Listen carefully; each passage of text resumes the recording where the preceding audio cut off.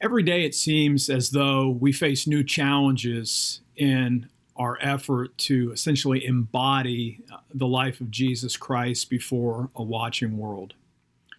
Those of you who have heard me speak know that one of my favorite quotations comes from Alex McManus, who said, "The gospel comes to us on its way to someone else." But our witness is never simply a singular witness. We're not lone Christians. We're not the only one. In fact, every time you feel as though you're the only one left, I just encourage you to read 1 Kings 19 about Elijah and how he discovered that he wasn't the last one. But what that calls into question, though, is what's a great image? What's it supposed to look like? What's the Christian community supposed to look like before the watching world? I've been spending some time in the book of Philippians again, one of my favorite letters by the Apostle Paul. And I was pondering just a couple of verses in chapter 2, and I want to share a thought with you. Paul writes, "Do all things without murmuring and arguing, so that you may be blameless and innocent, children of God without blemish in the midst of a crooked and perverse generation, in which you shine like stars in the world." It's by holding fast to the word of life that I can boast on the day of Christ that I did not run in vain or labor in vain. I want to focus on that image, though, of shining like stars in the sky. It's so easy just to read that quickly because there's other incredible text in Philippians, but park there for a minute. Depending on where you live, you may not even be able to see the stars. I live in Orlando, and for the most part, if I go out in my backyard, I live in a neighborhood that's pretty much fully built out now. There's lights everywhere, and so when I look up at the sky at night, I can see the moon if it's there, but I can rarely see very many stars.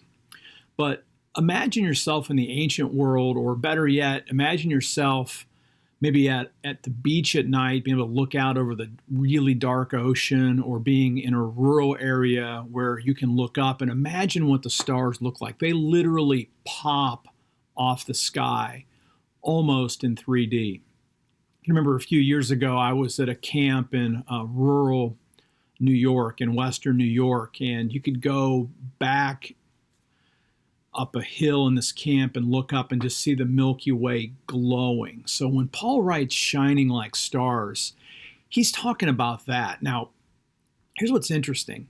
When you think about stars, you obviously get the image of these incredibly bright points of light against the darkness, which is a great metaphor for what our witness looks like. But if you also think about stars, think about what stars have been used for in the past. You know, I love looking at the stars. I have a little astronomy book. I have an app on my phone that lets me look around and find constellations. And so, you know, for millennia, people have used stars to navigate by. And they've also used stars to tell stories. You know, behind every constellation, there's a story. That a lot of these went back to Greco-Roman mythology, for example. And Paul obviously isn't thinking about that, but what I want you to ponder is this. When you think about your context, your community of faith, each individual Christian represents a star. But when you put enough stars together, that's when you really begin to get this pop off the backdrop of a dark sky. And when you put enough stars together, you can begin to tell the world different stories. So as you think about what it looks like to shine as stars in the sky, ask yourself this. If outsiders would watch how we live, and if they would look at us and see us as stars, what story does the constellation that our local community of faith makes up, what story does it tell?